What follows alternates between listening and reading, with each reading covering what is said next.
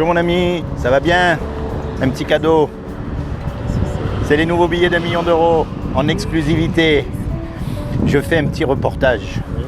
Je m'appelle Laurent et je passe voir un petit peu, surtout la jeunesse, savoir un peu ce que vous pensez de la mort. Vous avez vu? Aujourd'hui on parle de tout, de politique, des règlements climatiques, sauf de la mort. Et pourtant on y va tous. Alors, qu'est-ce que vous voulez que je vous dise? À votre avis, qu'est-ce qui va se passer une fois qu'on est mort?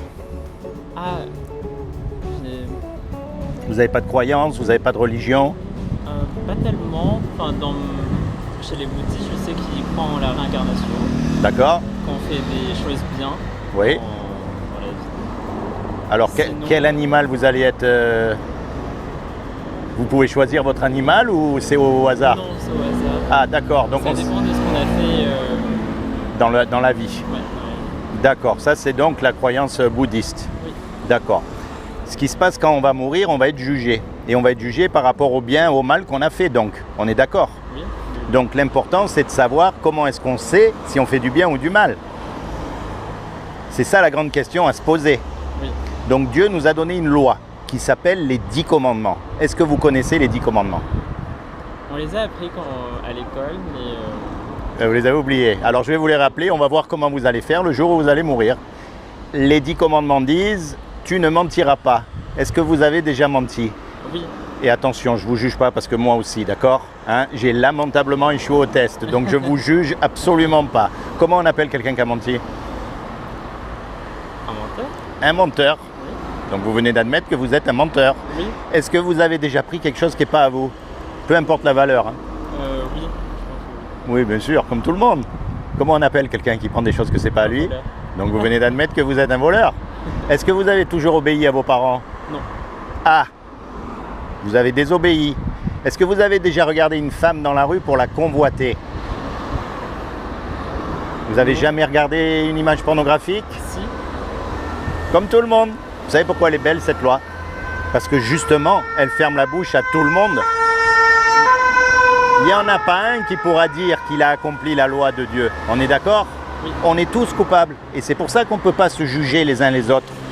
Voyez? Parce qu'on n'est pas mieux les uns que les autres. Donc une fois qu'on meurt, on va être jugé par rapport à cette loi-là. Donc si on vous juge par rapport à cette loi-là, vous allez être coupable ou innocent? Je vais aller en enfer, non? Ben normalement, oui. Si vous êtes coupable, Dieu va être obligé de vous envoyer en enfer parce que ce sont les conséquences de ce qu'on appelle le péché. Comme on est pécheur, la conséquence c'est d'aller en enfer. D'accord? Maintenant je vais vous dire une chose. C'est Dieu qui a tout créé. Ça on est d'accord? Oui. Vous croyez en Dieu? Oui, Hein? Vous croyez qu'il y a un Dieu créateur, puisqu'il y a une création, c'est logique. Voilà, une intelligence. Ce Dieu, il a fait des lois. C'est lui qui a fait la loi morale que je viens de vous dire. Il a fait des lois mathématiques, des lois physiques, la loi de la pesanteur, la loi de l'aérodynamique, on est bien d'accord? Eh bien, il ne veut pas que vous alliez en enfer, lui non plus. Parce que c'est un créateur, et un créateur, il aime sa création. Oui. Un musicien, il aime sa musique. Oui. Un cuisinier, il aime la cuisine qu'il fait. Quelqu'un qui crée, il aime ce qu'il crée. Donc Dieu nous aime et il ne veut pas qu'on y aille. Donc il a fait quelque chose pour que vous et moi, malgré qu'on soit coupable, on puisse éviter d'aller en enfer. Est-ce que vous savez ce qu'il a fait? Non. Est-ce que vous voulez savoir ce qu'il a fait? Oui. Ah, oui, parce que il y a 2000 ans, comme il a trouvé aucun homme parfait sur la terre, il est descendu lui-même sur terre et il a pris une forme humaine. Il s'est revêtu d'un corps. Il s'est habillé avec un corps qui est Jésus. Et il a dit, quiconque croit que Jésus est le Fils de Dieu et qu'il est ressuscité des morts, il aura la vie éternelle à mes côtés. Mais ça ne suffit pas ça, parce que les démons aussi, ils croient. Les démons existent et ils connaissent Dieu. D'accord? La clé là-dedans, c'est un mot qu'on appelle la repentance. Et la repentance, ça veut dire, l'essence même de la repentance, ça veut dire de se tourner vers Dieu. Alors moi, mon but, c'est pas de vous envoyer dans une organisation, dans une église ou à droite, à gauche, non. Mais quand vous êtes tout seul, commencez à penser à ces choses. Commencez à parler à Dieu. Parce qu'on ne sait pas quand on part. Même si je vous souhaite de vivre jusqu'à 120 ans en très bonne santé, je ne peux pas vous garantir 5 minutes. Donc commencez à vous rapprocher de Dieu. Acceptez Jésus comme votre sauveur et votre Seigneur. Parce que Jésus est mort à votre place sur la croix. C'est le seul qui était parfait. Et grâce à son sang, tous vos péchés peuvent être effacés. Et quand je dis tous les péchés, c'est les péchés que vous avez déjà commis, mais même ceux que vous allez commettre. D'accord? Il a payé tout pour que vous soyez libre et pour que vous ayez la vie éternelle. D'accord? Donc vous acceptez Jésus, pourquoi? Parce que c'est votre sauveur, c'est votre avocat. Le jour du jugement, il va vous falloir un avocat. Imaginez, on fait une grosse bêtise tous les deux. Et on se fait attraper par le juge. Et le juge, il nous dit, voilà, vous avez 10 millions d'euros à payer, ou alors vous passez en prison pour 50 ans. Et on n'a pas les sous. Donc on part en prison. Et puis il y a un monsieur qui arrive, qu'on ne connaît même pas, et qui met l'argent sur la table pour que vous et moi, on soit libres. Comment est-ce que vous allez être par rapport à ce monsieur? Vous allez être reconnaissant. Oui, reconnaissant. Oui. Vous allez lui dire merci. Oui. Eh bien, c'est ce que Jésus a fait pour nous. Voyez? Alors aujourd'hui, on ne s'inquiète pas trop de ces choses parce qu'on est vivant, on est en bonne santé. C'est vrai, on ne pense pas à la mort. Non. Mais un jour ou l'autre, ça va nous arriver parce que tout le monde passe par là. Ouais. Ça l'arrive. Regardez, vous choisissez entre 1 million d'euros ou un verre d'eau. Aujourd'hui, là, tout de suite, dans les circonstances où on est maintenant. Bah, forcément 1 million d'euros. Vous allez prendre le million d'euros. Oui. Maintenant, vous imaginez que tous les deux, on est au milieu du désert, perdus et sans boussole. Oui, là, on va pas prendre. Vous n'allez même pas regarder au million d'euros. Mais ça, c'est parce que nos circonstances déterminent notre façon de penser. Aujourd'hui, on n'en a pas besoin. On est d'accord? En plus, on vit dans une société qui, plus ou moins, ne croit pas en Dieu, donc on peut très bien vivre sans. Mais le jour où on va mourir, c'est là qu'on en aura vraiment besoin. D'accord? Donc moi, ce que je vous encourage, pas comme les hypocrites devant tout le monde. Non, quand vous êtes tout seul, vous vous rapprochez de Dieu, vous lui parlez avec ce que vous avez dans votre cœur. Parce que vous êtes passé par des expériences que moi je ne suis pas passé, et vice-versa. Vous avez subi des injustices que je n'ai pas subies.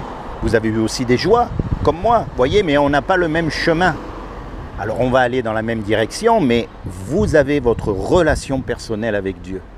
D'accord, vous comprenez? Commencez à lui parler, mais normalement, sincèrement, dites-lui, moi, je sais pas, moi j'ai du mal à croire, moi je pense plutôt, lui c'est ce qu'il veut, parce que vous êtes unique aux yeux. On est d'accord, il n'y en a pas deux comme vous.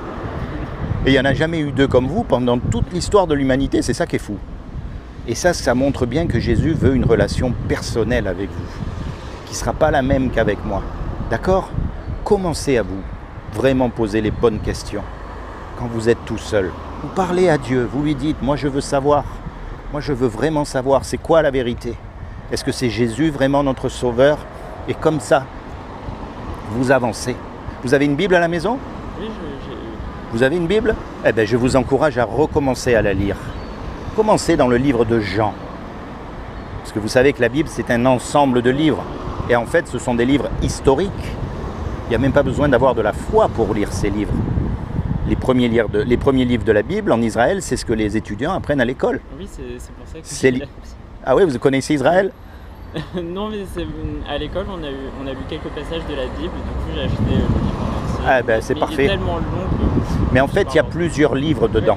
Oui, du coup, je lis des passages. Voilà, il y a 66 livres. Vous avez des livres historiques, vous avez des livres prophétiques qui sont très difficiles. C'est pas qu'ils sont difficiles à lire, mais c'est qu'il faut vraiment être féru en histoire. Et si vous êtes très très bon en histoire, ça va compléter. Vous voyez ce que je veux dire? Mais à lire comme ça paraît inaccessible. Vous avez les évangiles, tout simplement, c'est l'histoire de Jésus.